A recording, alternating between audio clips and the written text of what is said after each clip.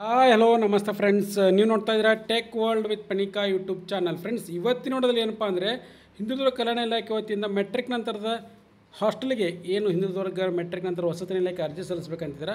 So ಅಂಥ ಒಂದು ವಿದ್ಯಾರ್ಥಿಗಳಿಗೆ ಒಂದು ಗುಡ್ ನ್ಯೂಸ್ ಅಂತಲೇ ಹೇಳ್ಬೋದು. ಬನ್ನಿ ಫ್ರೆಂಡ್ಸ್, ಹಾಗಾದ್ರೆ ಏನು ಗುಡ್ ನ್ಯೂಸ್ ಅಂತ ನಿಮ್ಗೆ ತಿಳಿಸ್ಕೊಡ್ತಾ ಹೋಗ್ತೀನಿ. ತಪ್ಪು ಸ್ಕಿಪ್ ಮಾಡಿದೆ ಪೂರ್ತಿಯಾಗಿ ನೋಡಿ. ಹಾಗೆ ನಿಮಗೆ ಇಷ್ಟ ಆದರೆ ಒಂದು ಲೈಕು ಶೇರು ಸಬ್ಸ್ಕ್ರೈಬ್ ಮಾಡಿ ನೋಡಿ. ಫ್ರೆಂಡ್ಸ್, ಇಲ್ಲಿ ನಿಮಗೆಲ್ಲ ಗೊತ್ತಿರೋ ಹಂಗೆ ಏನಪ್ಪ ಅಂದರೆ 2025-26ನೇ ಸಾಲಿನ ಶೈಕ್ಷಣಿಕ ಸಾಲಿಗೆ ಯಾರು ಅರ್ಜಿ ಸಲ್ಲಿಸಬೇಕಂತಿದ್ರೆ ಮೆಟ್ರಿಕ್ ನಂತರದ ವಸತಿ ನಿಲಯಗಳಿಗೆ ಅರ್ಜಿ ಸಲ್ಲಿಸಬೇಕಂತಿದ್ರೆ ಅಂಥ ಒಂದು ವಿದ್ಯಾರ್ಥಿಗಳಿಗೆ ಶುಭ ಸುದ್ದಿ ಕೂಡ ಕರ್ನಾಟಕ ರಾಜ್ಯ ಸರ್ಕಾರ ಕೊಟ್ಟಿದೆ. ಏನು ಶುಭ ಸುದ್ದಿ ಅಂತ ನಾನು ನಿಮಗೆ ತಿಳಿಸ್ಕೊಡ್ತಾ ಹೋಗ್ತೀನಿ ಈ ವಿಡಿಯೋದಲ್ಲಿ ನೋಡಿ. ಫ್ರೆಂಡ್ಸ್, ಇಲ್ಲಿ 2025-26ನೇ ಸಾಲಿನಲ್ಲಿ ರಾಜ್ಯ ವಿದ್ಯಾರ್ಥಿ ನಿಲಯ ಪೋರ್ಟಲ್ನಲ್ಲಿ ಅರ್ಜಿ ಸಲ್ಲಿಸಬೇಕಂತಿದ್ದಾರೆ. ಅಂಥ ಒಂದು ವಿದ್ಯಾರ್ಥಿಗಳು ಹಿಂದುಳಿದ ಕಲ್ಯಾಣ ಇಲಾಖೆ ವತಿಯಿಂದ ಗುಡ್ ನ್ಯೂಸ್ ಕೊಟ್ಟಿದ್ದಾರೆ.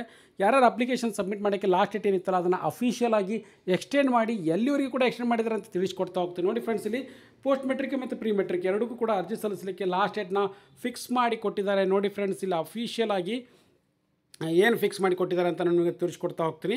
ಸೊ ಟ್ರೈಬಲ್ ವೆಲ್ಫೇರ್ ಡಿಪಾರ್ಟ್ಮೆಂಟ್ನವರಿಗೆ ಜುಲೈ 31 ಕೂಡ ಎಕ್ಸ್ಟೆಂಡ್ ಮಾಡಿದ್ದಾರೆ. ಬಟ್ ಅದ್ರ ಜೊತೆಗೆ ಏನಪ್ಪ ಅಂದರೆ ಒಂದು ಬಿಗ್ ನ್ಯೂಸ್ ಅಂತಲೇ ಹೇಳ್ಬೋದು.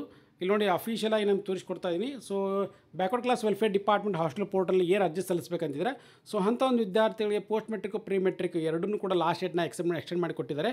ಸೊ ಎಲ್ಲಿವರೆಗೂ ಕೂಡ ಅಂದರೆ ಮಾರ್ಚ್ 5, 2026 ಮುಂದಿನ ವರ್ಷ ಮಾರ್ಚ್ 5ನೇ ತಾರೀಕು 2026 ಕೊಡಪ್ಪ ಅಂದರೆ ಲಾಸ್ಟ್ ಡೇಟ್ ಆನ್ಲೈನ್ ಮುಖಾಂತರ ಅರ್ಜಿ ಸಲ್ಲಿಸಲಿಕ್ಕೆ ಬ್ಯಾಕ್ವರ್ಡ್ ಕ್ಲಾಸ್ ವೆಲ್ಫೇರ್ ಡಿಪಾರ್ಟ್ಮೆಂಟ್ ಅಂದರೆ ಹಿಂದುಳಿದ ಕಲ್ಯಾಣ ಇಲಾಖೆ ವತಿಯಿಂದ ಪ್ರೀ ಮೆಟ್ರಿಕ್ಕು ಮತ್ತು ಪೋಸ್ಟ್ ಮೆಟ್ರಿಕ್ಕು ಇಬ್ಬರಿಗೂ ಕೂಡ ಸೇಮ್ ಡೇಟ್ನ ಕೊಟ್ಟಿದ್ದಾರೆ. ಮತ್ತು ಅದ್ರ ಜೊತೆಗೆ ವಿದ್ಯಾರ್ಥಿಗಳು ಕೂಡ ಏನಪ್ಪ ಅಂದರೆ ಹಾಸ್ಟೆಲ್ಗೆ ಯಾರೇ ಅರ್ಜಿ ಸಲ್ಲಿಸಬೇಕಂತಿದ್ರೆ ಅವ್ರು ಇನ್ಮೇಲೆ ಚಿಂತೆ ಮಾಡೋ ಅವಶ್ಯಕತೆ ಇಲ್ಲ.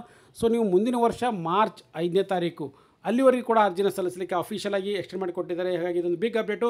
ಅಪ್ಲಿಕೇಶನ್ ಹಾಕಲಿಕ್ಕೆ ನಿಮ್ಗೆ ಬೇಕಾಗಿರ್ತಕ್ಕಂಥ ಡಾಕ್ಯುಮೆಂಟ್ಸ್ ನೋಡೋದಾದ್ರೆ SSB ID ಬೇಕಾಗುತ್ತೆ, mobile number, caste income certificate ಮತ್ತು university registration number, college study certificate, ಹಾಗೆ marks card, contact address. So ಇವೆಲ್ಲರೂ ಕೂಡ ಬೇಕಾಗುತ್ತೆ.